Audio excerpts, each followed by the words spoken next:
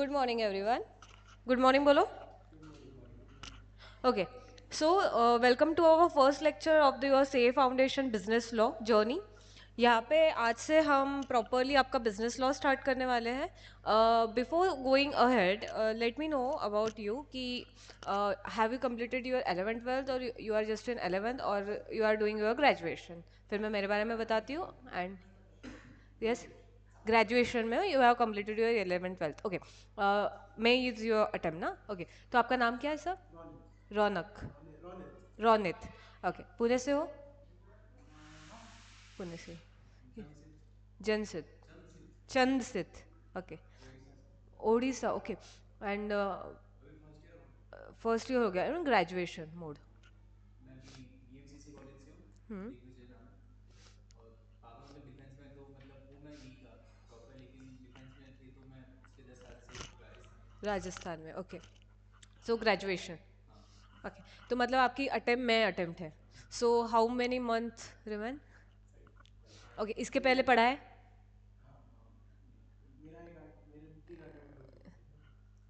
क्या बात कर रहे हैं? Okay, attempt. और मतलब इससे फेल हो गए मतलब रह गया कि बस लॉ में रह गया. ओके, दिक्कत क्या आती है लॉ की? पहले ना ये एमसीक्यू था.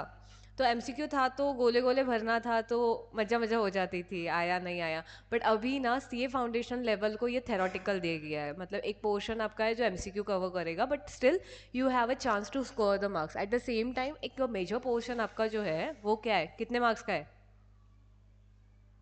एमसीक्यू कितने मार्क्स का आएगा? ये भाई. सीए में नहीं नहीं नहीं, आई मीन लॉ. सिर्फ मैं लॉ की बात कर रही. लॉ में नहीं आता। तो मैं ये क्या बात कर रही हूँ, प्रॉपर थेरोटिकल बेस्ड है. ठीक है, तो आपको लिखना पड़ेगा. अब जब लिखने की बात आती है तो you should know the English language. If you know the English language but still English language and your law language is a different. कहीं ना कहीं पे ये अलग अलग जाती है. देयर आर मेनी वर्ड जो कॉमन नेचर के होते हैं, बट स्टिल लॉ में उसको अलग वे से आपको बोलना पड़ेगा तो ही सामने वाला अग्री होगा. दो आपका मीनिंग अल्टीमेटली सेम रहेगा, इंटरप्रिटेशन अल्टीमेटली सही रहेगा, but still examiner will not give you the mark only because of that. किसकी वजह से? आप वो करेक्ट वर्ड नहीं लिखते हो. फॉर एग्जाम्पल, अगर मुझे अफर्मेशन बोलना है, मैं एसेंट वर्ड यूज करती हूँ. ठीक है, आगे बहुत सारी चीज़ें आएगी तो मैं आपको बताऊंगी कि ये वर्ड के तो अलग अलग बहुत सिंपल सिंपल वर्ड्स है इंग्लिश डिक्शनरी में, but still we have to use this word. जिसका वजह से अब दूसरी बात आती है राइटिंग प्रैक्टिस के ऊपर कि you have to do your writing practice. क्यों? क्योंकि आपको लिखना ही है. मेजर पार्ट प्रैक्टिकल, सीए में प्रैक्टिकल्स होता है. लोगों को इंटरेस्ट प्रैक्टिकल में आता है, कैलकुलेटर में, मैथ्स में थोड़ा दिमाग लगाना पड़ता है, तो आपका इंटरेस्ट बरकरार होता है, आप खुशी खुशी से करते हो. But law is a something जहाँ पे थेरी बेस्ड ज़्यादा होता है. ठीक है, और थेरी पढ़ना ही बोर है. फिर आपका एकदम बैकग्राउंड नहीं आ जाता है, नई नई चीज़ आती है तो थोड़ा मुश्किल जाता है. But yes, before starting ahead मैं आपको क्लियर देती हूँ कि भाई लॉ लॉ की तरह पढ़ो. देखो, ये जो सिलेबस में इंटर होना है, कौन सी चीज़ें नहीं होनी है, ये आपके इंस्टीट्यूट के लोग डिसाइड करते हैं. इकोनॉमिक्स हो गया, अकाउंट्स हो गया, मैथ्स हो गया, द इंस्टीट्यूट में बैठे हुए जो लोग हैं ये डिसाइड करते हैं कि आपके सिलेबस में क्या चीज़ आएगी, क्या चीज़ नहीं आएगी. मॉडिफाई भी अकॉर्डिंग टू देयर विल वो कर सकते हैं, बट लॉ वो ऐसे नहीं कर सकते. इफ़ यू थिंक कि आपको इंडियन कॉन्ट्रैक्ट एक्ट पढ़ाना है, देना है सिलेबस में, इंडियन कॉन्ट्रैक्ट एक्ट जो पार्लियामेंट ने पास किया है वही उनको देना पड़ेगा. इसमें कोई भी छेड़खानी वो लोग नहीं कर सकते. समझ में आ रही है बात? सो दिस इज समथिंग कि आपको ये एग्जैक्ट पढ़ना होता है. एक वर्ड भी अगर चेंज हो गया तो उसका पूरा सेंटेंस का मीनिंग चेंज हो जाता है. दूसरी बात ये आ जाती है कि बिफोर स्टार्टिंग हम इंडियन कॉन्ट्रैक्ट एक्ट तो आज स्टार्ट कर ही रहे हैं, एट द सेम टाइम मैं आपको बैकग्राउंड भी समझाती हूँ. वो समझाने के पहले थोड़ा सा मेरे बारे में, मुझे मेरे बारे में नहीं पता होगा ना किसी को. Okay, so this side is C S Shweta Rodge. मैं अमरावती से हूँ और मेरा सी एस हुआ है. और ऑफकोर्स मेरा सेकेंड लेवल में ऑल इंडिया रैंक भी था. आई हैड स्कोर, मतलब अगर आपको सी एस जर्नी पता है तो आपका प्रैक्टिकल बहुत सारे रहते हैं. We had a theoretical subject much more in our syllabus. तो इसलिए हमारा लॉ ही स्ट्रांग है. प्रैक्टिकल अगर बोलो तो जितना आपका लॉ बुरा है अभी के सिचुएशन में, उतना मेरा प्रैक्टिकल बुरा है, उससे भी ज़्यादा प्रैक्टिकल बुरा है. तो दिस इज समथिंग कि मैं बोलूँगी थेरोटिकल मेरा अच्छा है. That's why we are here. I can guide you on the how you write the answer, कि आप कैसे रखोगे. बिकॉज देखो, 100 लोग पेपर लिखेंगे, टॉपिक सेम रहेगा, but answer writing was a different and unique. And eight the same time आपको time भी मैनेज करना पड़ेगा. 100 मार्क का पेपर 3 घंटे में लिखना is a task. Is a task, actually it is a task. Practical में नंबर्स में पेपर भर जाते हैं, थेरोटिकल में थेरी लिखने में पेपर्स नहीं भरते। एंड जब तक आप 100 मार्क्स का पेपर अटेम्प्ट नहीं करते, यू कैनॉट एज्यूम कि आपको एग्जामेशन में मिलेगा। तो आई विल ट्राई कि भाई आप एग्जामेशन के ऊपर, एग्जामेशन पता है ना 60, तो before going ahead just quite scenario, आपका सिलेबस क्या रहेगा? आपका सिलेबस क्या है बेटा? पहले है आपका अकाउंट, फिर क्या है? मैथ्स, फिर इकोनॉमिक्स, फिर लॉ, जो कि हम लेने वाले हैं। सब पेपर कितने मार्क्स के हैं? 100 मार्क्स के, ठीक है। ओके, ये टोटल कितने हो गए? 400। अब इंडिविजुअल पासिंग कितनी चाहिए? ठीक है, कितना चाहिए? 40, 40, 40 और 40। एग्जामेशन कितने पे आता है? 60, 60, 60, 60। बट एग्जामेशन भी कम ले सकते हो आप, जब आपको बाकी पेपर में मिनिमम कितने मार्क्स हो? 25। समझ में आ रही है? अब ये तो ठीक है, इंडिविजुअल पासिंग हो गया, बट आपको टोटल कितने चाहिए? 200। समझ में आ रही है बात? ये सीन पता है सबको? तो हम आगे बढ़ते हैं। पासिंग कैसे मिलेगा आपको, कैसा रहेगा? ठीक है। अब नेक्स्ट बात, ये एग्जामेशन वाला क्या बोला आपने? एग्जामेशन। अगर आपको 60 मार्क्स आते हैं कोई सब्जेक्ट में, फॉर एग्जांपल आपको मैथ्स में 60 मार्क्स आ गए, बट आपको इकोनॉमिक्स में 25 भी मार्क्स नहीं आए, 24 मार्क्स आ गए, you can not score the examination. तो minimum requirement for securing your examination is a 25 marks in other subjects. ठीक है। अब बात आती है नेक्स्ट, अब लॉ के बारे में अगर मैं बताऊँ तो कैसे लॉ पास होता है, ये मुझे बताओ।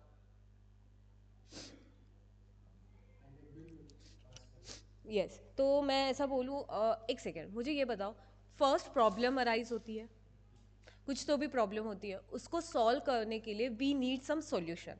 वो सॉल्यूशन एक रूल्स, एक डिसिप्लिन वे में आएंगे। अब ये डिसिप्लिन कहीं तो भी लिखने पड़ेंगे। सो I can say I will write this discipline, what to do and what to not, what should not do in some book. उसको मैं एक तो रूल बुक बोलूंगी, रेगुलेशन बुक बोलूंगी, या डिसिप्लिन बुक बोलूंगी, दिस इज ऑन माई कि मैं इसको क्या बोलना है। पहले प्रॉब्लम आया, प्रॉब्लम का सॉल्यूशन चाहिए था, so we note the guidance. अब इसको हम बोलेंगे बिल। क्या बोलेंगे बेटा? बिल, जहाँ पे रूल्स और रेगुलेशन लिखे हुए होते हैं। अब फर्स्ट बिल जो बना गया है, जो एक्सपर्ट लोग बनाते हैं, ये बनेगा। ये बिल पास होगा पहले कहाँ पे? लोकसभा में।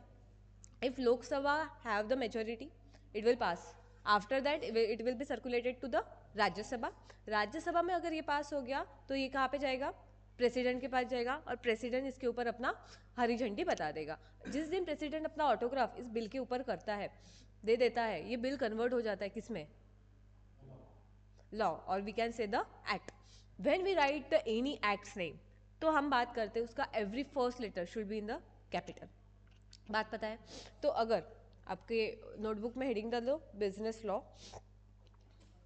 100 मार्क है, आपको मैक्सिमम मार्क्स स्कोर करना है। और जहाँ पे अगर मेरी स्पीड ऐसे लगी तुमको कि भाई बहुत स्पीडली जा रहा है, तो लेट मी नो।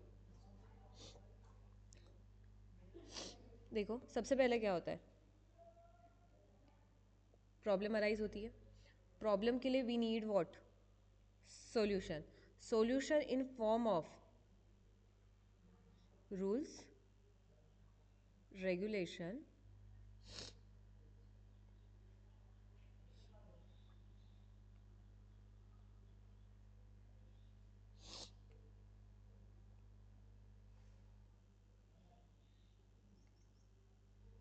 और गाइडेंस। ठीक है। अब ये जो रूल्स रेगुलेशन है, हम इसको बोलेंगे रूल बुक, जहाँ पे लिखे होगे। इसको और एक नाम देंगे बिल, जो पास होगा कहाँ पे? पहले Lok Sabha, then Rajya Sabha.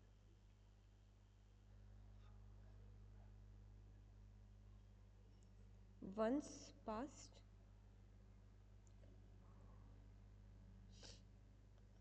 Sign by president. तो ये कन्वर्ट हो जाएगा किस में? एक्ट में।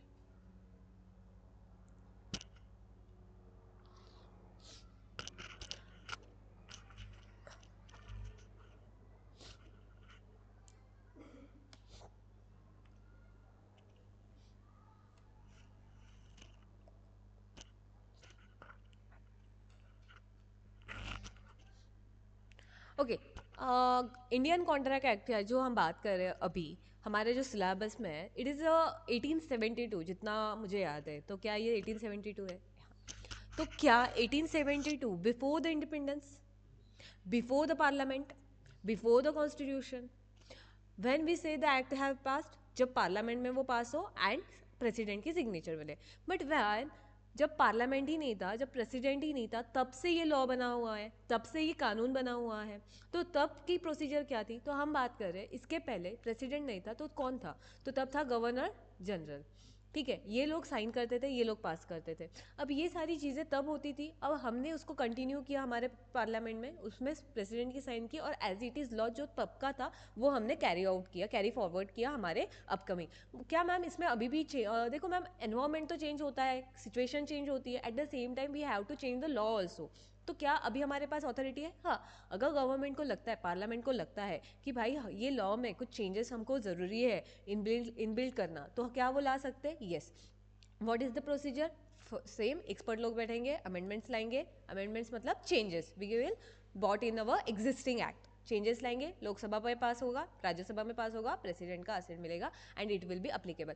तो मैम मुझे बताओ, ये जो एक्ट के बाद ईयर लिखा जाता है वो कौन सा ईयर? प्रेसिडेंट ने सिग्नेचर दिया, क्या वही टाइम से अपने को लागू करना है? It is not important. हाँ, प्रेसिडेंट सिग्निफाई कर सकता है, बता सकता है, कम्युनिकेट कर सकता है कि किस ईयर से, किस पर्टिकुलर डेट से ये जो लॉ, ये अभी मैं साइन कर रहा हूँ बट इट विल इफेक्टिव। अगर आप बात कर रहे हो इंडियन कॉन्ट्रैक्ट एक्ट की, तो इट हैव बीन मतलब ये जो बना था ये अप्रैल में बना था, तो बट ये लागू कब से हुआ, इफेक्टिव कब से हुआ?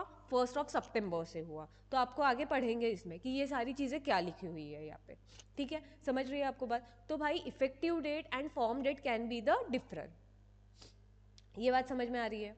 Okay, law that is a कानून। अब बात कर रहे हैं जब 1872, हम बात करें मोटर व्हीकल एक्ट, नॉर्मली जो आपको सिलेबस में नहीं है बट स्टिल प्रॉब्लम क्या थी पहले, जब गाड़ियाँ नहीं थी, बैलगाड़ियाँ चल रही थी, लोग पैदल जा रहे थे, कब थोड़े थोड़े बैलगाड़ियाँ बढ़ गई, फिर एक्सीडेंट होने लगे, लोगों को रूल्स फॉलो करने लगे, एक्सीडेंट हो रहे थे, ये ज़रूरत महसूस हुई लॉ बनाने की, फिर ये रूल्स बुक बनी और फिर मोटर व्हीकल एक्ट बना। अब मोटर व्हीकल एक्ट भी पुराना है, तो हम बोलेंगे अगर प्रेसिडेंट होता तो प्रेसिडेंट साइन करता, प्रेसिडेंट नहीं था तो किसने साइन की? गवर्नर जनरल ने। सीधी सी बात है। इंडियन कॉन्ट्रैक्ट एक्ट अगर लिखना है मुझे तो मैं कैसे लिखूंगी?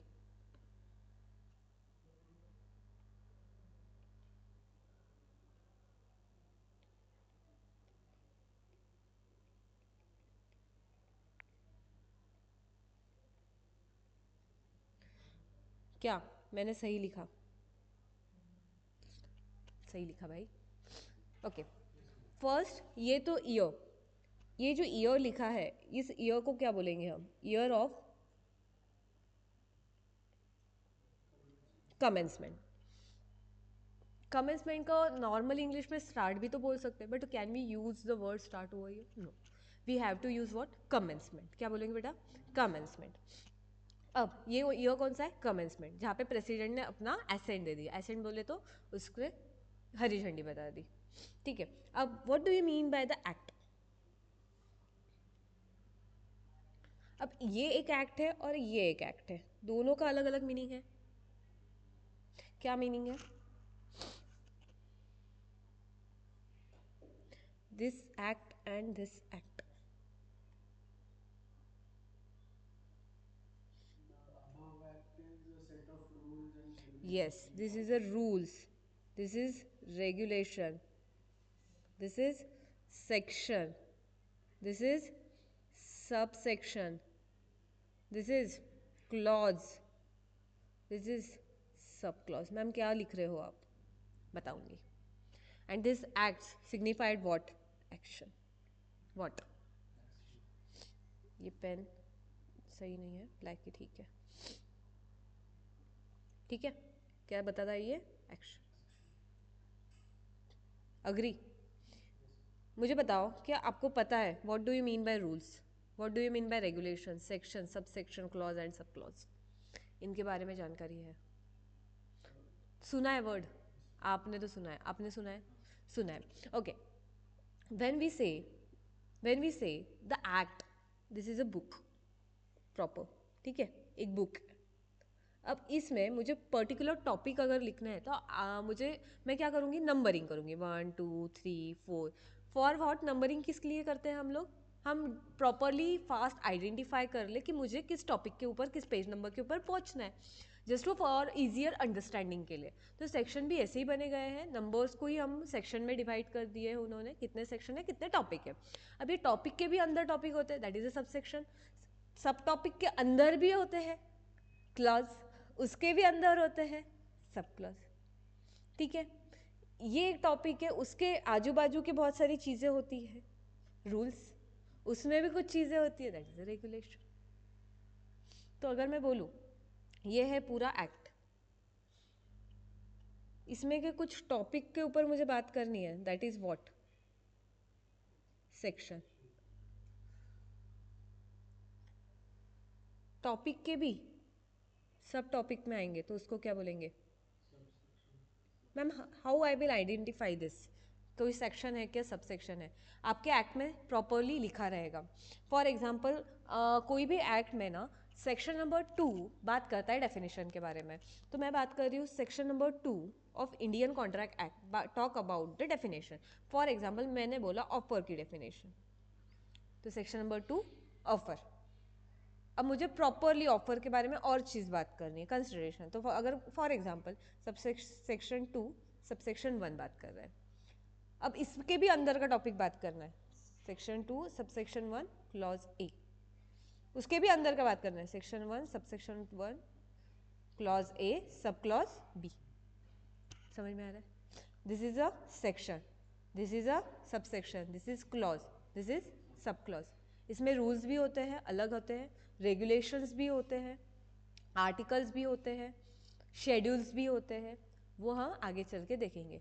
इंडियन कॉन्ट्रैक्ट एक्ट में आपको इतना नहीं, आपको सिर्फ सेक्शन देखना है।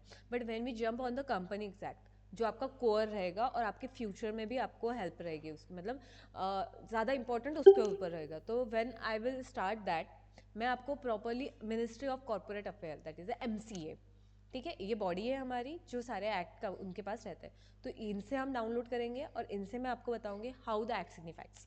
Every act is available on the MCA, but still यहाँ पे आपको सेक्शन के बारे में ज़्यादा पढ़ना है। Okay, this is all for this. अब हम थोड़ा सा नोट्स देखते हैं कि नोट्स में क्या लिखा हुआ है। इंडियन कॉन्ट्रैक्ट एक्ट कब आया था वो बात की गई है, कितने एलिमेंट्स कवर है, ये चार्ट तो हम बाद में देखेंगे।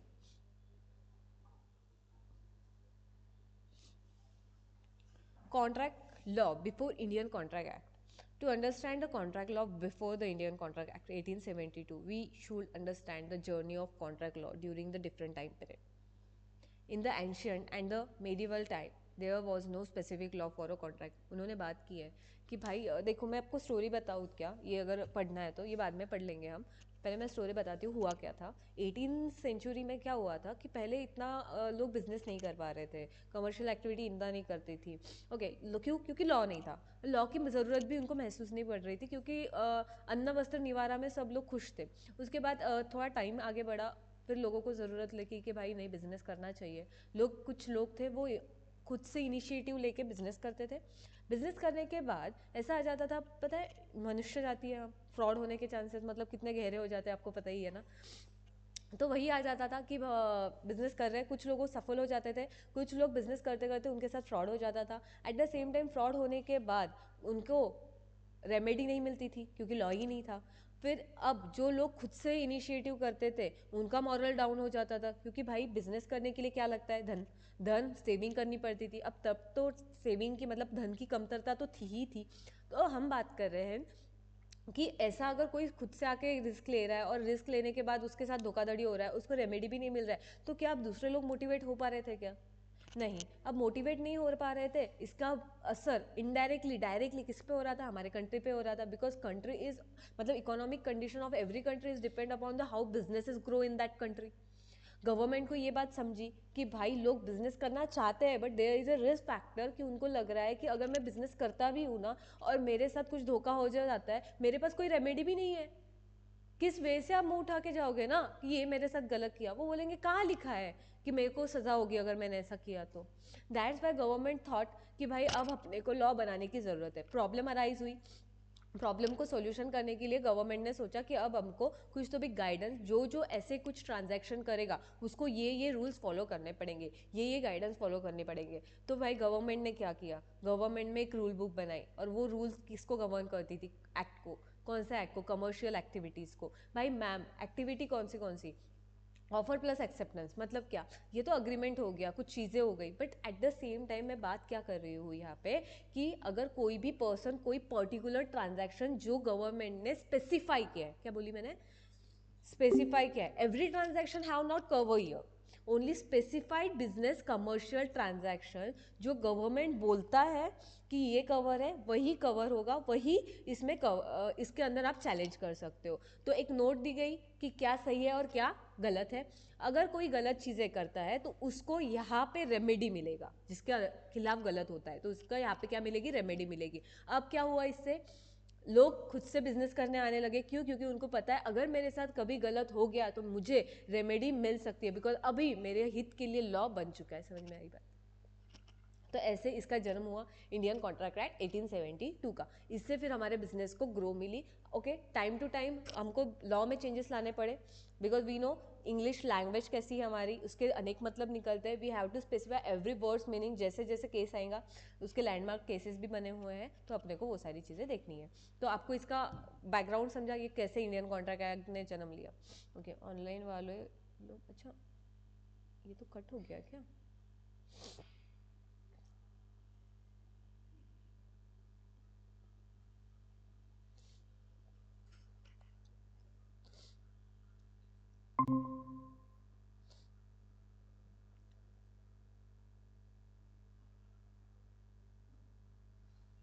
कोई है नहीं ना, तो ठीक है मैं लोड नहीं लेती हूँ।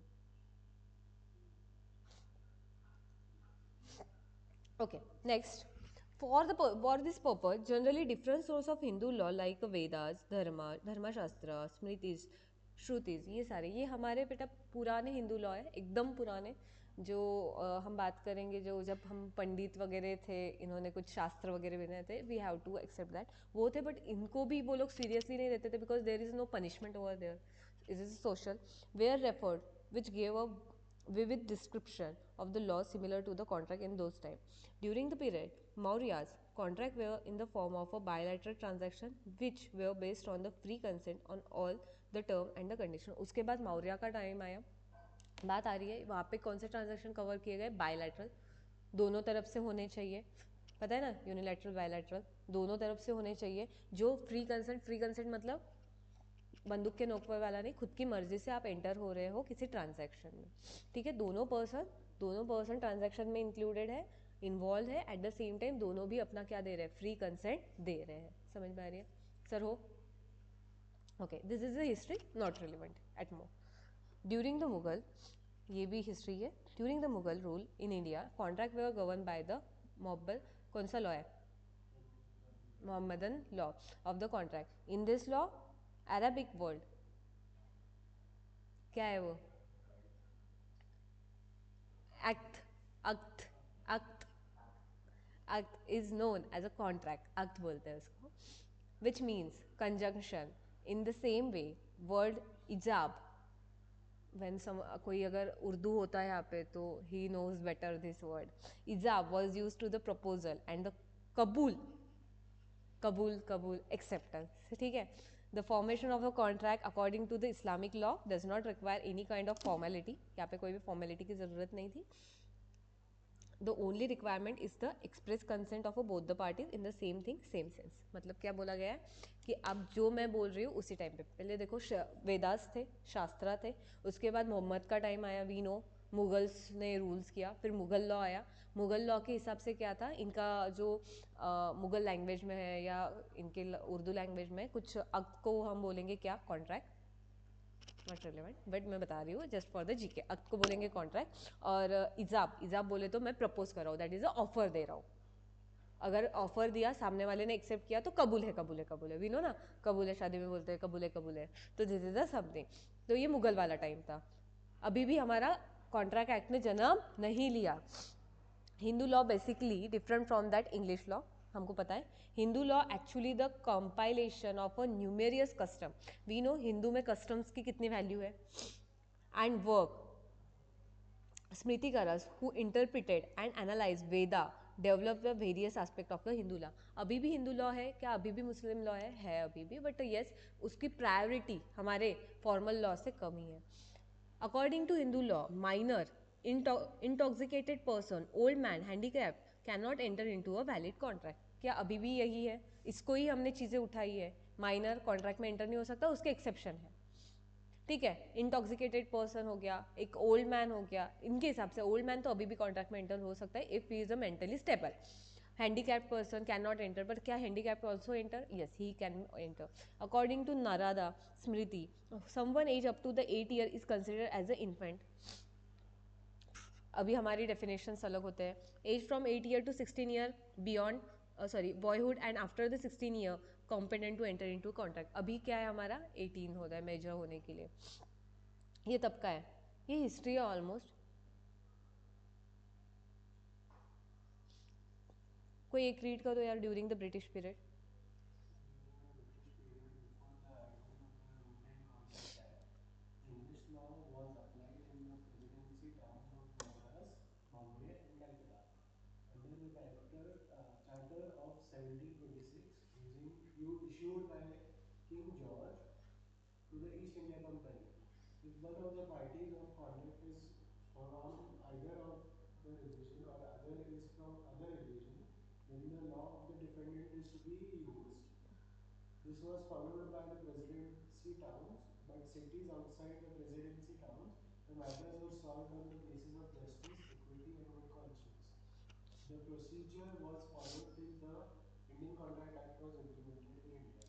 उन्होंने क्या बोला है कि भाई ब्रिटिश, फिर मुगल के बाद कौन आए? ब्रिटिश आए. हमने पहले वेदास देखा, मुगल देखा, अब ब्रिटिश देखा. अब ब्रिटिश में जब ब्रिटिश लोग जब आए तो इनका जो कॉन्ट्रैक्ट एक्ट था वो उन्होंने अपना इंग्लिश लॉ उधर से ही लेके आ गए थे. अब यहाँ पे कुछ लॉ उन्होंने बोला मद्रास, बॉम्बे, कलकत्ता में चार्टर बोले तो लॉ, तो हम बोले उसको इशू किया. एक किंग जॉर्ज ने इशू किया ईस्ट इंडिया कंपनी की. We know East India company, Jhansi की रानी में काफ़ी उसका प्रचलित देखा है ना, झांसी की रानी, तो उसमें प्रॉपरली प्रचलित हुआ है. तो हम बात करें रिलीजन के हिसाब से उन्होंने कुछ चीज़ें डिसाइड की. बट व्हाट इफ़ अगर दो रिलीजन अलग अलग हो रहे हैं, दो एरियाज अलग अलग हो रहे हैं, अगर भी डिस्प्यूट अराइज हो रहा है, तो फिर उन्होंने उसका भी सोल्यूशन निकला. But still there is a some guilt और सम ग्लिच था जो प्रॉपरली एड्रेस नहीं हो रहा था. क्योंकि अगर अलग अलग कम्युनिटी के बीच में हो रहा है तो उसका एड्रेस कैसे? अब दूसरी कम्युनिटी उसको एग्री भी करेगी या नहीं करेगी, इसका भी सोल्यूशन नहीं आता था. फिर जन्म लिया किसने? इंडियन कॉन्ट्रैक्ट एक्ट में. ये 3 पीढ़ी थी. तो ये लर्न करना हिस्ट्री कोई नहीं पूछता, just for the thing. No, आपको पता होना चाहिए इसलिए ओवरव्यू दी गई है, याद रखने की कोई ज़रूरत नहीं है. बस मैंने आपको जो स्टोरी बताई how the Indian contract act come, वो वाला याद रखना. The law of contracts constitute the most important branch of a mercantile और the commercial law. It affect everybody, more so trade, commerce and industry. क्या आप मानते हो ये ट्रेड को अफेक्ट करेगा, कॉमर्स को अफेक्ट करेगा, आपकी इंडस्ट्री को अफेक्ट करेगा? क्यों? क्योंकि यहाँ पे सारे कमर्शियल कॉन्ट्रैक्ट कवर होते हैं. कैसे कॉन्ट्रैक्ट कवर होते हैं बेटा? कमर्शियल कॉन्ट्रैक्ट कवर होते हैं. It may be said that the contract is the foundation of the civilised world. The law relating to the contract is govern by the Indian contract act 1872, जो form हुआ है कब? 25 अप्रैल में. But force कब हुआ, effective कब से हुआ है? 1 सितंबर 1872 से. प्रेसिडेंट ने सिग्नेचर अप्रैल में दे दिया, पर उसने क्या बोला इफेक्टिव कब से होगा?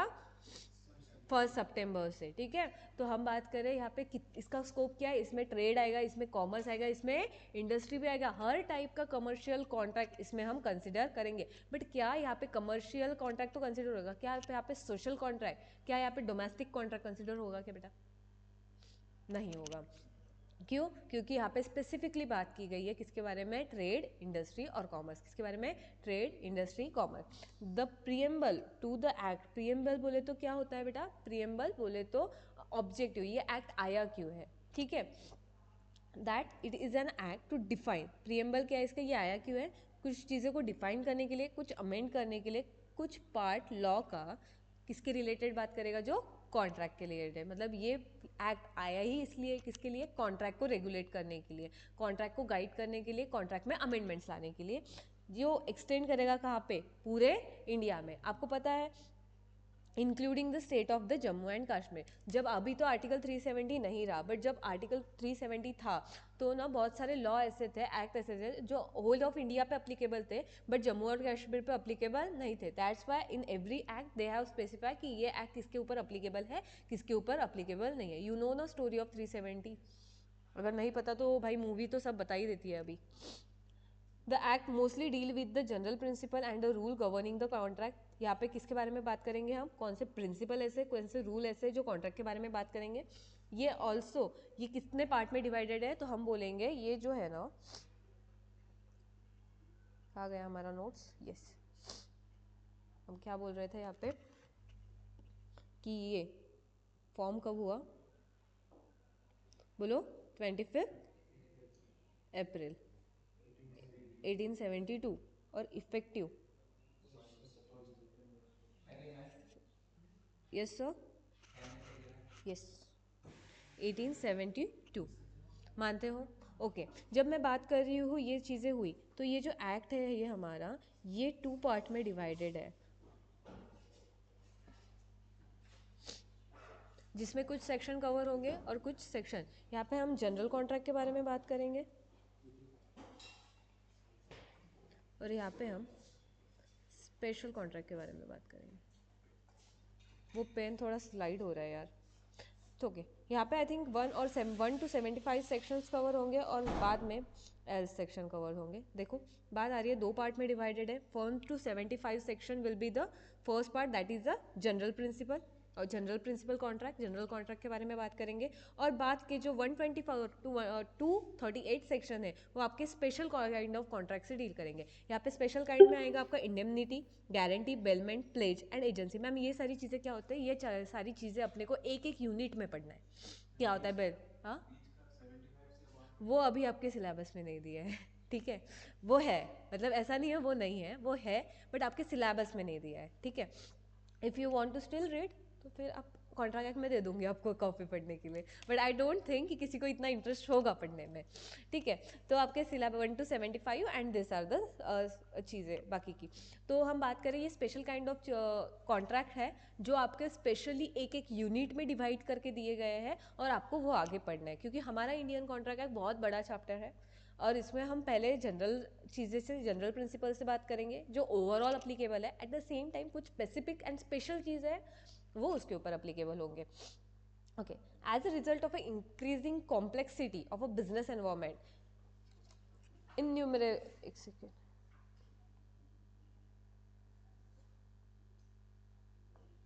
Innumerable contract are entered, numbers of contract, ठीक है, number of contract into by the parties in the usual course of carrying on their business। क्या आप मानते हो कि जैसे जैसे हमारा बिजनेस बढ़ रहा है आपको एवरी डे, जितना आप मतलब बिजनेस ग्रो करोगे आप एवरी डे एवरी टाइम एक नए कॉन्ट्रैक्ट में एंटर होंगे, नंबर ऑफ कॉन्ट्रैक्ट में एंटर होंगे। So contract is a most usual method of defining what, contract एक यूजुअल मेथड है क्या डिफाइन करने की, what is the right and the duty of the business transaction. हर एक बिजनेस ट्रांजैक्शन में किसकी क्या राइट है, किसकी क्या ड्यूटीज है, ये डिस्क्राइब करने का सबसे आसान एंड सबसे यूजुअल तरीका क्या है, कॉन्ट्रैक्ट एग्जीक्यूट करो।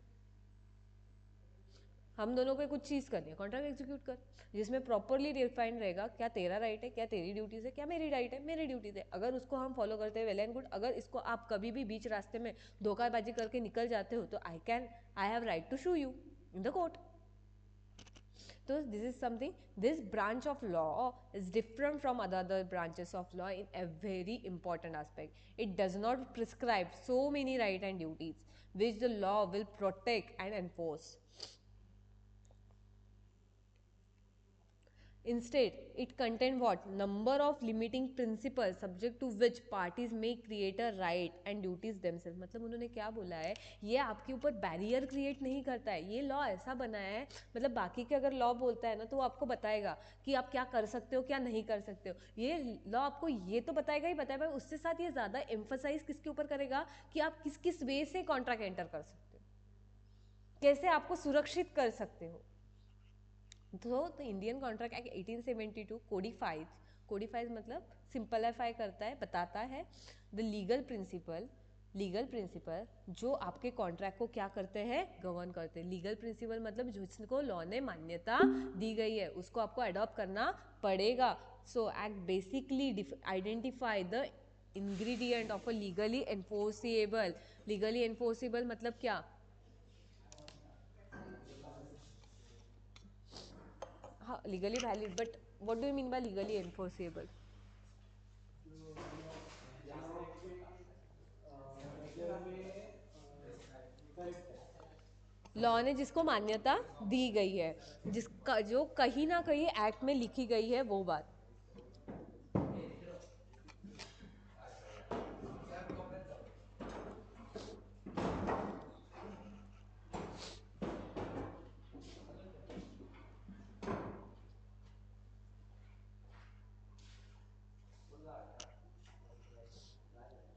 नेक्स्ट, और इसको ही क्या बोलेंगे हम? Valid contract in addition to dealing in a certain special type of contractual relationship like what? Indemnity, guarantee, bailment, pledge and quasi contract. Ma'am ये सारी चीज़ें क्या है, ये मैम पेंडिंग रख दो आप, क्योंकि ये सारी चीज़ें हम आगे पढ़ेंगे। बेलमेंट क्या होता है, प्लेज क्या होता है, कॉन्ट्रैक्ट क्या होता है, कॉसी कॉन्ट्रैक्ट क्या होता है। पहले तो हम ऑफर से स्टार्ट करेंगे कि प्रॉपर ऑफर कब बोलूँगी मैं, आपने दिया मुझे, ठीक है। Basically define the circumstances in which promise made by the parties to a contract shall be legally binding on them.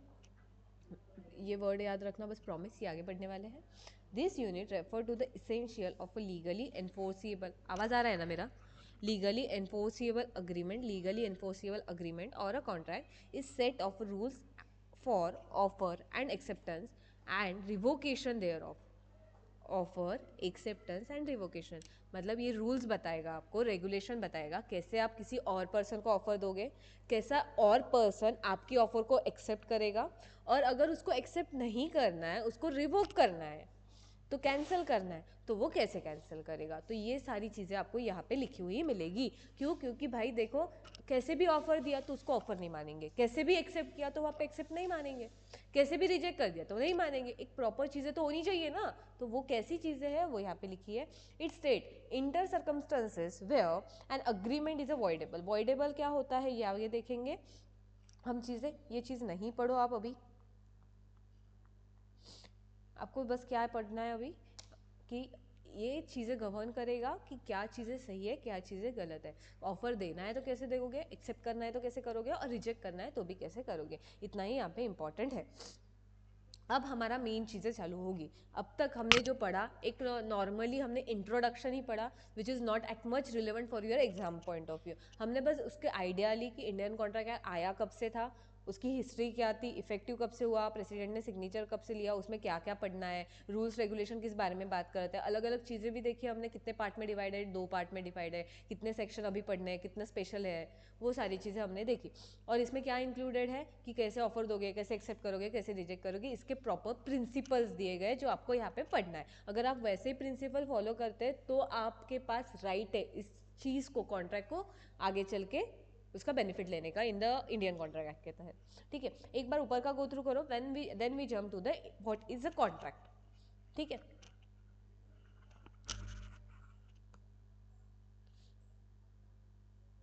Notes नहीं है ना आपके पास?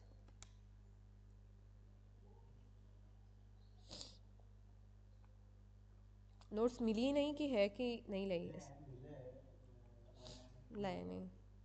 मैंने मॉड्यूल भी लाया पूछा था उसको।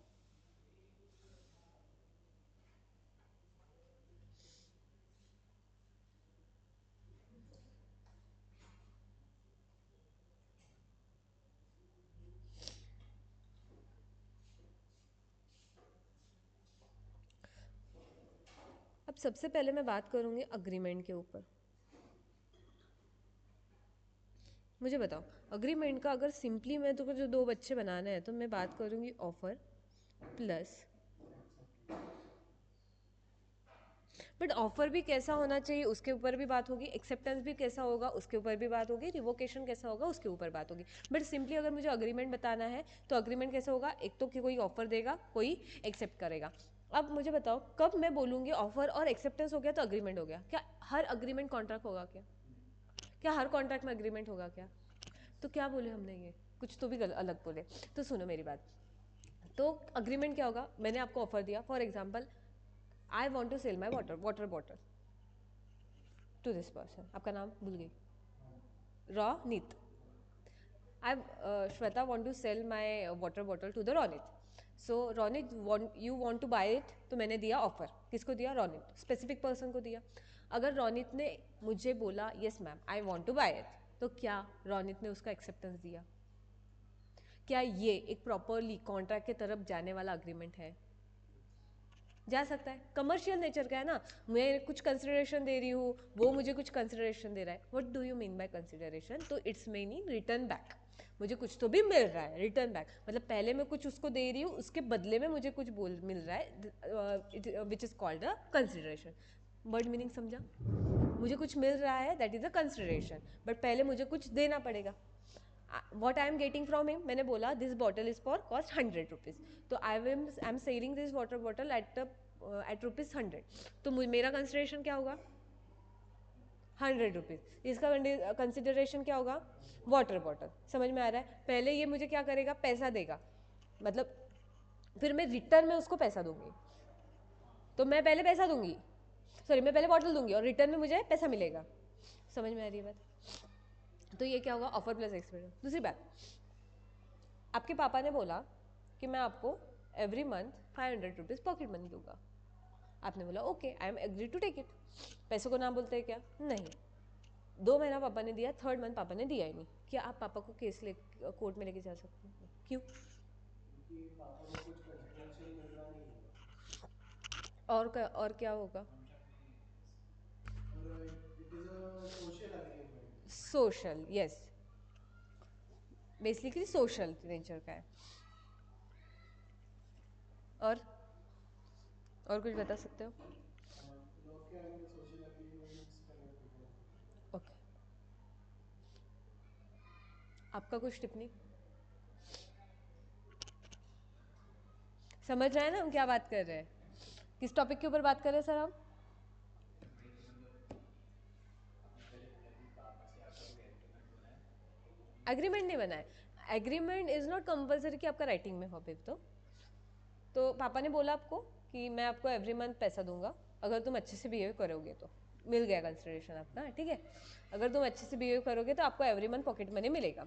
आप अच्छे से बिहेव कर रहे हो, 3 मंथ आपको पॉकेट मनी अच्छे से मिला, 4th मंथ भी आपने अच्छे से बिहेव किया, 4th मंथ में पापा ने डिनाई कर दिया, मैं नहीं दे रहा हूँ कंसिडर, मैं तेरे को पैसे नहीं दे रहा हूँ।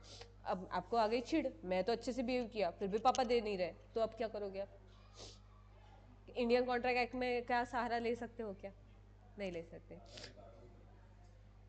क्यों? क्योंकि जस्ट वन रीज़न, अगर किसी ने बोला क्यों, एक तो पहला आपने बोला जो सोशल है, सोशल चीज़ें यहाँ पे कवर नहीं होते। दूसरी चीज़ें क्या लिखी है, कोई भी अगर लॉ में आता है ना पूछने वाला, तो वो पूछता है कहाँ लिखा है, तो कहा लॉ में ऐसा कहीं सोशल वर्ड नहीं लिखा है।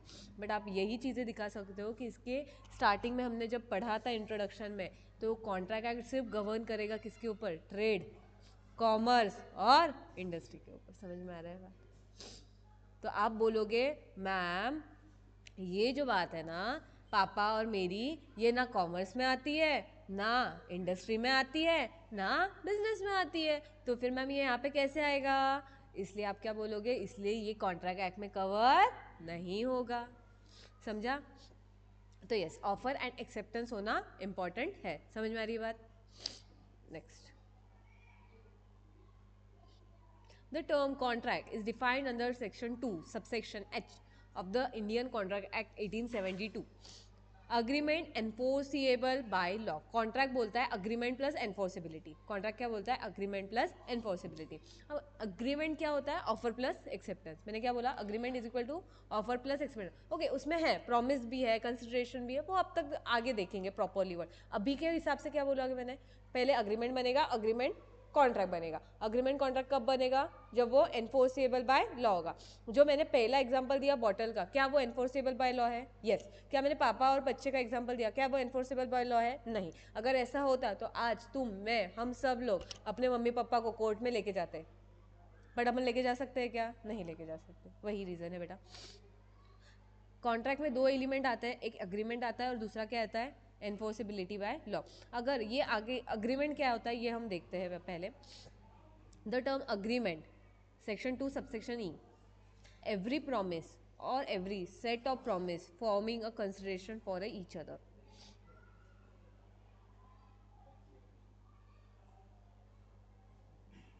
ए आजा,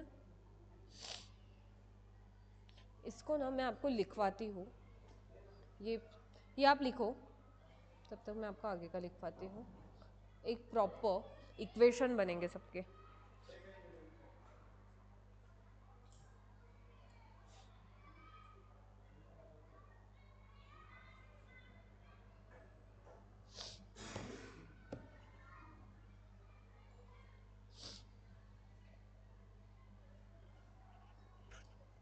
मैं आपको अभी लिखाऊंगी ऑफर से, एक चीज़ को ऑफर से कॉन्ट्रैक्ट बनने के सफ़र में कितनी चीज़ें आती है, कितने स्टेप्स को आपको फॉलो करना पड़ेगा, और ये स्टेप्स ही आपके क्या बनेंगे, इक्वेशन बनेंगे।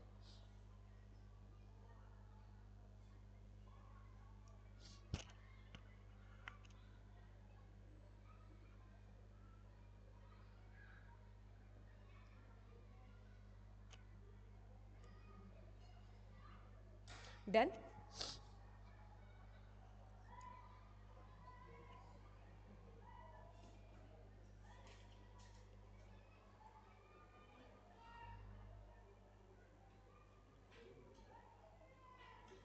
जर्नी ऑफर टू कॉन्ट्रैक्ट, ये थोड़ा सा दिक्कत हो रहा है इसमें। लिखो जर्नी ऑफर टू कॉन्ट्रैक्ट, ऐसा लिखा है मैंने। वो पहले क्या आएगा मुझे बताओ, सबसे पहले आएगा क्या, ऑफर, उसके बाद क्या आएगा,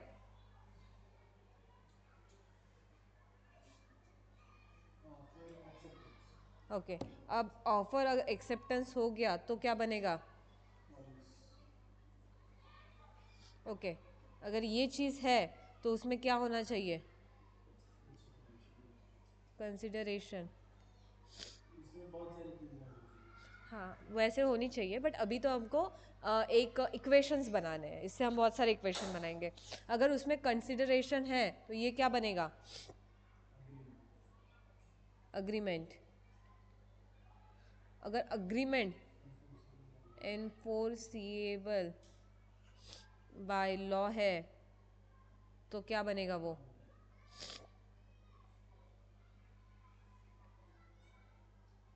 कॉन्ट्रैक्ट। कॉन्ट्रैक्ट बनेगा। तो क्या मैं बोल सकती हूँ what do you mean by promise, तो offer plus acceptance. What do you mean by consideration, in return something, जो प्रेजेंट होना चाहिए, प्रॉमिस प्लस कंसिडरेशन मिलके क्या बनेगा आपका, agreement. A set of promise, one promise और a set of promise with some consideration is equal to what, agreement, agreement. And what do you mean by promise, offer plus acceptance. But can I say offer plus acceptance plus consideration is equal to agreement? Yes, Yes, ultimately meaning same रहेगा। Yes, so can I also say agreement plus enforceable by law is equal to contract? Yes, can I also say promise plus consideration is plus enforceability by law is equal to contract? Yes. तो क्या यहाँ पे equation बनते हैं, तो जो मैंने equation बोले हैं वो यहाँ पे लिखो आप साइड में उसके। क्यों भाई नोटबुक नहीं लाई, अच्छा नोटबुक है क्या,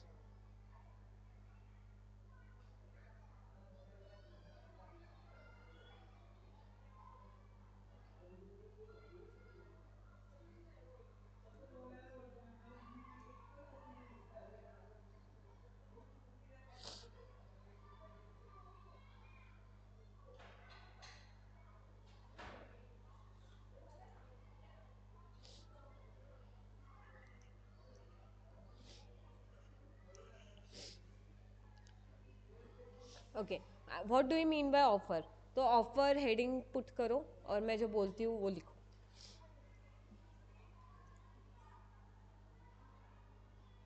When one person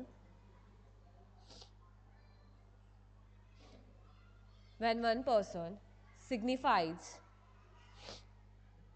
to another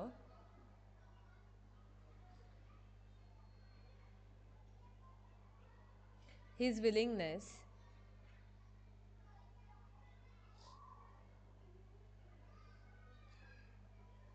to do or to abstain from doing anything, to do or to abstain, abstain, from doing anything with view to obtaining assent, assent of others.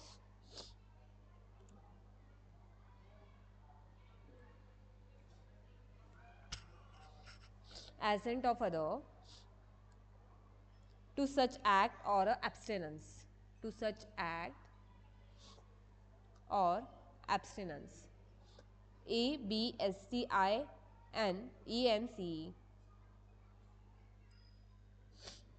abstinence बोले तो रोकना. He is said to make a proposal.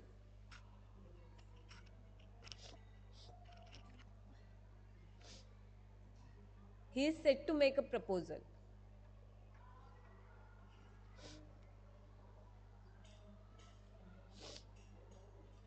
अरे दरवाजा लगना है.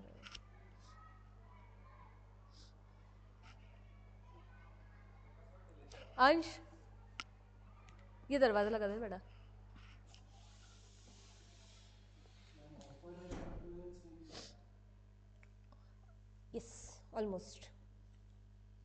Offer बोलो या proposal बोलो.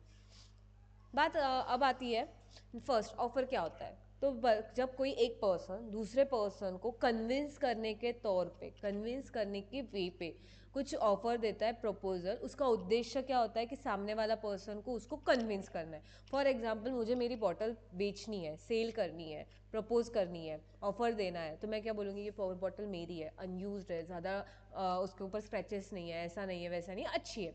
तो I am suppose to convince some other person कि भाई ये चीज़ अच्छी है, जस्ट टेक इट. आई इसको मैं बोलूँगी मैं प्रॉपर ऑफर दे रही हूँ, जस्ट फॉर द कन्विंस कर रही हूँ मैं सामने वाले बंदे को. दूसरी बात ये आ जाती है, अगर मैं बोल रही हूँ भाई मैं बॉटल बेचना चाहती हूँ, गंदी सी हो गई है, ख़राब है, स्क्रैचेस पड़े हुए हैं, पानी गर्म भी नहीं रहता है इसमें, लीकेज है, तू लेगा क्या? शाल आई मेकिंग ऑफर. तो भाई हमारी डेफिनेशन क्या बोलती है, जब एक पर्सन किसी दूसरे पर्सन को कुछ करने के लिए या कुछ ना करने के लिए. अब कुछ ना करने के लिए का एग्जांपल मैम दो. आपने देखा होगा बड़ी बड़ी कंपनीज में कोई पर्सन अगर अपॉइंटेड होता है तो वो पर्सन को ऐसा बोला जाता है, अगर आप हमारे साथ काम कर रहे हो तो इसके बाद आप किसी और पर्सन से जुड़ नहीं सकते. तो भाई ये इसमें जो ये जो कॉन्ट्रैक्ट एंटर हो रहा है, क्या ये कॉन्ट्रैक्ट एक्ट में कवर है? यस. क्यों? क्योंकि कुछ करने का ही कॉन्ट्रैक्ट नहीं होता है, कुछ ना करने का भी कॉन्ट्रैक्ट होता है. जैसे आपने सुना होगा कोई गाड़ी में बोट से कौन सी गाड़ी है, मर्सिडीज है और समथिंग, मर्सिडीज और बोट का कुछ ये हुआ था कि बोट के जो बोट उनके बीच में अग्रीमेंट हुआ था, वो गाड़ी का नाम याद नहीं है, I am very poor in the ये गाड़ी के नेम में. तो ये ना उनके बीच में अग्रीमेंट हुआ था कि आपका स्पीकर सिर्फ हमारे गाड़ी में बैठेगा, आप किसी और के गाड़ी में ये स्पीकर नहीं दे सकते. उसके बाद उन्होंने वो तोड़ा, किसी और को दे दिया. तो यहाँ पे पूरा केस, तो क्या ये इंडियन कॉन्ट्रैक्ट एक्ट में जा सकता है? ये जा सकता है, गवर्न हो सकता है. क्यों? क्योंकि इंडियन कॉन्ट्रैक्ट एक्ट में कुछ करना ही नहीं आता, कुछ ना करना भी आता है. कि फॉर एग्जांपल मैं आपको बोलूँ, अगर आप मेरे पास ज्वाइन हो रहे हो एज ए एम्प्लॉय, तो आपका पार्ट टाइम अगर आप मेरे पास आ रहे हो तो पार्ट टाइम आप किसी और के पास ज्वाइन नहीं कर सकते हो. आप ये ऐसा भी बोल सकते हो कि भाई अगर आप एक साल यहाँ पे कर रहे हो तो हमारे कोई भी सब्सिडरी में आप एक साल नहीं कर सकते हो. मैं ऐसा कुछ चीज़ें बोल सकती हूँ. तो भाई इंडियन कॉन्ट्रैक्ट एक्ट में कुछ करना ही नहीं आता, बल्कि कुछ ना करना भी आता है. So what do you mean bye offer? जब एक पर्सन दूसरे पर्सन को सिग्निफाई करता है. What do you mean by the word signifies? Communicate करना. कम्युनिकेट करता है अपनी विलिंगनेस. विलिंगनेस बोले तो इच्छा, मैं रेडी हूँ, ठीक है, और मैं रेडी हूँ कि मुझे ये आपसे ये करवाना है, तो आप कुछ करो या कुछ ना करो, उसके बदले में आपको कुछ मिलेगा। तो ये सारी चीज़ें ये किस में आता है, ऑफर में आता है। तो आप ऐसी कुछ चीज़ें प्रदर्शित करते हो तो उसको हम ऑफर में कंसिडर करते हैं। समझ में आ रही है बात? Okay. And what do you mean bye acceptance? जब वो पर्सन प्रॉपरली एक्सेप्ट करता है। अब जैसे ऑफर का पर्टिकुलर चीज़ है तो एक्सेप्टेंस भी होगी, तो वो तो अभी हम नहीं देखेंगे, बट और चीज़ें मुझे ऑफर में अगर बात करनी है तो क्या ऑफर स्पेसिफिक पर्सन को हो सकता है? यस। जनरल ऑफर हो सकता है? यस। अब मुझे थोड़ा सा मुझे आप बताओ, what do you mean by specific offer and what do you mean bye general offer? Specific offer मतलब एक स्पेसिफिक कंडीशन होती है या फिर स्पेसिफिक पर्सन को ऑफर होता है कि अगर if that person only that person can accept, and general offer is for the for everyone to accept. जिसको लपेट में लेना है वो लपेट लो। ओके। कंडीशन तो मैं नहीं बोलूँगी यहाँ पे आएगा करके, बट येस यहाँ पे आएगा पर्टिकुलर पर्सन। स्पेसिफिक ऑफर मतलब जो ऑफर पर्टिकुलर पर्सन को दी जाती है उसी को ही राइट होता है क्या, कि उसको एक्सेप्ट करने का, कोई और पर्सन उसको एक्सेप्ट नहीं कर सकता अनटिल एंड अनलेस वो ऑफर उसको कम्युनिकेट प्रॉपरली की नहीं गई है विथ इंटेंशन कि उसका असेंट हम ना ले। ठीक है। बात आती है जनरल ऑफर। अगर आपने तारक मेहता का उल्टा चश्मा देखा है, देखते हो? नहीं देखते हो? आप देखते हो? आप दोनों भी नहीं देखते हो? जेठालाल नहीं पता? अभी का नहीं, पुराने तो एपिसोड देखे होंगे कभी। अच्छा, नहीं देखते। चलो, आज से आपको कैरेक्टर के नेम पता चलेंगे। यू हाँ, जेठालाल पता है, बापूजी पता है और भिड़े पता है क्या? बस मुझे 3 ही कैरेक्टर चाहिए यहाँ पे। 3 कैरेक्टर पता है ना? Jethalal, Jethalal is a businessman, Bapuji Jethalal के पप्पा, और भिड़े उसके सोसाइटी का एकमेव सेक्रेटरी। ओके, तो ये 3 कैरेक्टर याद रखो। तो जेठालाल के पापा ना घूमते घूमते घूम जाते हैं, तो ऐसे घूम जाते हैं जिसकी लिमिट नहीं। फिर घूम जाते हैं तो जेठालाल क्या करता है, एडवर्टाइज लेता है इन पब्लिक, पेपर में ऐड लेता है, पॉम्पलेट लेता है, चिपका देता है जगह जगह। वो बोलता है मैं मेरे बाबूजी से ना बहुत प्यार करता हूँ, तो जो कोई मेरे बाबूजी को ढूंढ के लाएगा उसको मैं 10 लाख का इनाम दूंगा। क्या ये ऑफर एवरीवन है? स्पेसिफिक पर्सन को है क्या? नहीं। अब जिसको ये ऑफर के बारे में पता है वो क्या करेगा, ढूंढने जाएगा, भाई जेठालाल के बाबूजी कहाँ है, कहाँ है, कहाँ है, कहाँ है, कहाँ है, ढूंढ के लेके आएगा। अब क्या यहाँ पे जेठालाल की ड्यूटी है उसको पैसा देना? जनरल ऑफर में कंडीशन एक ही है, सामने वाले को ऑफर कम्युनिकेट होना चाहिए। हमने देखा सिग्निफाई, कम्युनिकेट होना चाहिए और उसने एग्री करना चाहिए। अब एग्री किस वे ने किया, उसने उसने एक्शन लिया, दैट इज एग्री किया। भीड़े जो कि सोसाइटी का सेक्रेटरी है और उसको उसके बाबू वो जाता है तो उसको उसके बापूजी दिख जाते हैं, ही डोंट नो द ऑफर कि जेठालाल ने क्या ऑफर किया है, मतलब उसको कम्युनिकेशन हुआ है क्या ऑफर का? नहीं हुआ है। तो हम बात कर रहे हैं भिड़े विथ गोकुल धाम का सेक्रेटरी उसके बापूजी को देखता है और उसके बापूजी को लेके जाता है किसके पास, जेठालाल के पास। जेठालाल खुश हो जाता है। और अब क्या जेठालाल की यहाँ पे ड्यूटी है क्या उसको 10 लाख रुपए देना? नहीं। क्यों? क्योंकि उसको कम्युनिकेट नहीं हुआ है। बट यस, क्या वो दे सकता है क्या? दे सकता है, बट क्या उसके ऊपर कंपल्शन है? अभी नहीं। सो मैं बात कर रही हूँ offer can be specific also and general public also, but हर इसमें हर इसमें हमने जो ऑफर के जो पार्ट्स लिखे सिग्निफाई करना, दैट इज अ कम्युनिकेट ना, इसेंशियल। आप ऐसे बोल रहे हो क्या, आप मतलब आप ऐसे एडवर्टाइज कर रहे हो, ऑफर ऐसे दे रहे हो कि सामने वाला पर्सन हाँ बोलेगा वो ऑफर के लिए, ना कि ना बोलेगा। समझ में आ रही बात? ये सारी चीजें क्या है? ओके। अब दूसरी चीजों के ऊपर मेरे को लिख के आना है आपको। अब ये जो हमारा रोड मैप है इसमें सबसे पहले कौन क्या आएगा? अग्रीमेंट। अग्रीमेंट कितने टाइप के हो सकते हैं? सोशल, डोमेस्टिक और कमर्शियल। क्या सोशल अग्रीमेंट कन्वर्ट होंगे कॉन्ट्रैक्ट में? नहीं। क्या डोमेस्टिक अग्रीमेंट कन्वर्ट होंगे कॉन्ट्रैक्ट में? क्या कमर्शियल अग्रीमेंट कन्वर्ट हो सकते कॉन्ट्रैक्ट में? यस। तो मैं बोल रही हूँ क्या can every agreement converted into contract? No. Can every contract have the agreement? Yes. तो हम बोलेंगे क्या, कौन सा कंसेप्ट वाइडर है हमारा? वाइडर कंसेप्ट कौन सा है, अग्रीमेंट और कॉन्ट्रैक्ट?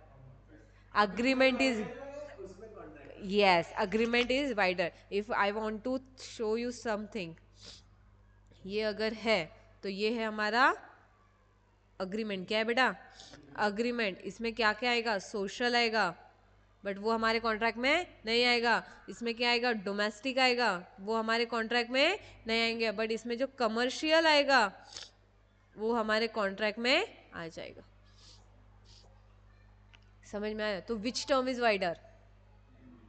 तो लिखो एक क्वेश्चन आपके बुक में, मतलब लास्ट पेज से लिखो. अच्छा ठीक है, कंटिन्यूटी में लिखना है तो continuity. I want to make sure कि आप लोग ना क्वेश्चन आंसर का एक बुकलेट मेंटेन करो. तो मैं ये बोल रही हूँ आपको, बुक के लास्ट पेज से आप क्वेश्चन आंसर शुरू करो. ये पूरी बुक भरने वाली है, डोंट वरी. आपने अगर अच्छा तो लिखो, which term is wider, agreement और contract with reason. Which term is wider,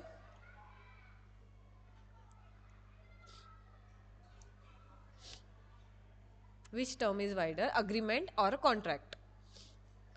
Explain with reason. ये आपको आज लिखना है घर पे जाके क्वेश्चन का आंसर. जीपीटी नहीं करना.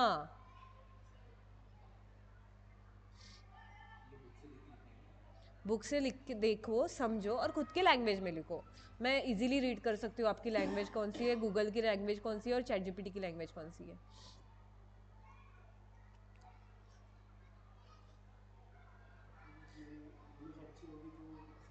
इंग्लिश अच्छी होगी तो वो सब लिख सकते आप आपके हिसाब से लिखो, ट्राई.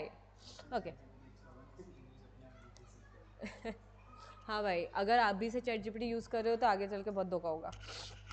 चलो ये पढ़ लेते हैं, उसके बाद वी विल स्टॉप आज के लिए. we have an insight into the definition of a agreement. We need to understand promise. अगर अपने को agreement समझना है तो अपने को promise समझना पड़ेगा. तो promise क्या है? जब कोई person जिसको proposal दिया गया है अपना communicate करता है क्या? assent. तो हम क्या बोलेंगे? उसको proposal मिला है और वो क्या करेगा? accept करेगा. So proposal when accepted become what? Promise. Proposal when accepted become what? तो हमारे हिसाब से, हमारे बुक के हिसाब से promise किसको बोलेंगे हम? हमने लिखा ना offer plus acceptance, तो उसको ही क्या बोलेंगे? promise.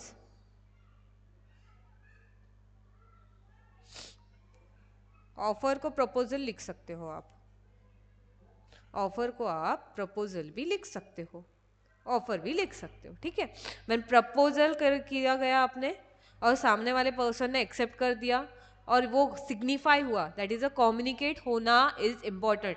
जब तक सिग्निफाई नहीं होता है तब तक वो क्या नहीं बन सकता है? प्रॉमिस नहीं बन सकता है, क्योंकि एक तरफा यहाँ पे कुछ भी नहीं चलता है. ठीक है. एक तरफा चीजें लॉ नहीं मानती है, क्योंकि वो धोखेबाजी हो जाती है ना, that's why. So the following point emerge from the above definition. क्या क्या कुछ पॉइंट है हमने सिग्रीगेट किए हैं. When one person whom the proposal is made, जिस पर्सन को प्रपोजल दिया गया है, मतलब क्या ऑफर दिया गया है, वो अपना क्या देगा? असेंट देगा. सिग्निफाई करना मतलब कम्युनिकेट करना, वहां पे लिख लेना. क्या अपना असेंट कम्युनिकेट करेगा किसको? जो पर्सन प्रपोजल दे रहा है उसको. सो प्रपोजल क्या माना जाएगा? एक्सेप्टेड हो गया. कब? जब वो कम्युनिकेट कर देगा. सो जो एक्सेप्टेड प्रपोजल है वो क्या बन जाएगा? प्रॉमिस बन जाएगा. चार चीजें हैं. क्या? प्रपोजल होना चाहिए, दैट इज ऑफर होना चाहिए, पर्टिकुलर पर्सन को होना चाहिए, at the same time particular person ने ही अपना एसेंट कम्युनिकेट करना चाहिए. What do you, which word you will use? Signifies, signified and the assent उसका होना चाहिए. अब ये जो चीज़ें जब ये कम्युनिकेट हो जाएगी तो आपका प्रपोजल एक्सेप्टेड हो गया, ऐसे हम मानेंगे. और एक बार आपने एक्सेप्ट कर लिया तो ये प्रपोजल, ये जो एक्सेप्टेंस है ये कन्वर्ट हो जाएगा किसमें? प्रॉमिस में. So proposal plus acceptance is equal to promise. Offer plus acceptance is equal to promise. Yes.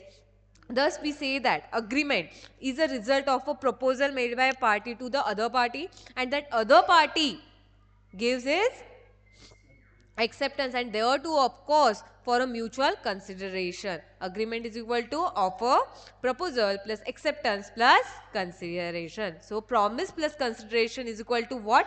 Agreement. पहले क्या होना चाहिए, ऑफर होना चाहिए, प्रपोजल होना चाहिए, ड्यूली कम्युनिकेट होना चाहिए, एक्सेप्टेंस भी ड्यूली कम्युनिकेट होना चाहिए, ये क्या बन जाएगा, प्रॉमिस। उसमें अगर दोनों पार्टी का कंसिडरेशन आ जाता है तो वो क्या बन जाएगा, अग्रीमेंट बन जाएगा। क्या ये जो है ये हमारे मैप से मिलेगा।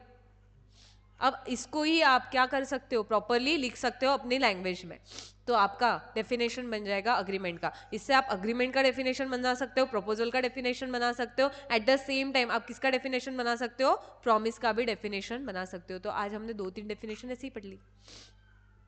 Offer, when one person signifies another his willingness, assent, सारी चीजें देखी, इसको प्रपोजल बोलेंगे। मतलब उसमें से कोई एक एलिमेंट भी हटा दिया तो तब भी वैलिड नहीं रहेगा। बनेगा। वो आपने लेकिन पहले एक एग्जांपल दिया था ना, उसमें आपने एक एलिमेंट बताया था जो कि एक बताया था ना, कौन सी स्टार्टिंग एग्जांपल में, जिसमें कि एक एलिमेंट मैम ने हटा दिया था तो भी वो एग्रीमेंट था। नहीं नहीं नहीं नहीं, एक सेकेंड, आप वो बोल रहे थे कि इन्होंने बोला था कंसिडरेशन नहीं है, पापा ने ये दिया करके, वो एग्जांपल बोल रहे थे। नहीं, उसके बाद आपने जब ये चार्ट दिखवाया था ना, उसके बाद आपने तीन ऐसे कुछ बोले थे ना, मतलब याद करो ना क्या बोला था। देख मैंने ना इसमें एग्जांपल दिया था एक बॉटल का, हाँ दूसरा लिया था मैंने पापा और पैसे का। तो फिर जब मैंने पापा और पैसे के बारे में पूछा था तो सर ने बोला था उसमें कंसिडरेशन नहीं है इसलिए वो कॉन्ट्रैक्ट नहीं बन सकता, ऐसा सर ने बोला था। फिर मैंने बोला कि कंसिडरेशन ऐसा है यहाँ पे कि मैं अच्छे से रहूँगा तो आप मुझे पैसे दोगे। इसके अलावा मैंने कुछ एग्जाम्पल दिया, मुझे याद नहीं, मैंने जनरल पब्लिक ऑफर का एग्जाम्पल दिया था। और हाँ वही, वो तो जनरल पब्लिक के लिए था, जनरल ऑफर के बारे में था वो एग्जाम्पल। और कुछ दिया था क्या मैंने इसके अलावा, और कुछ कंफ्यूजन है इसमें। देख यहाँ पे अगर एक भी एलिमेंट गायब हो गया, अगर कम्युनिकेशन नहीं हुआ, नहीं कुछ भी नहीं होगा।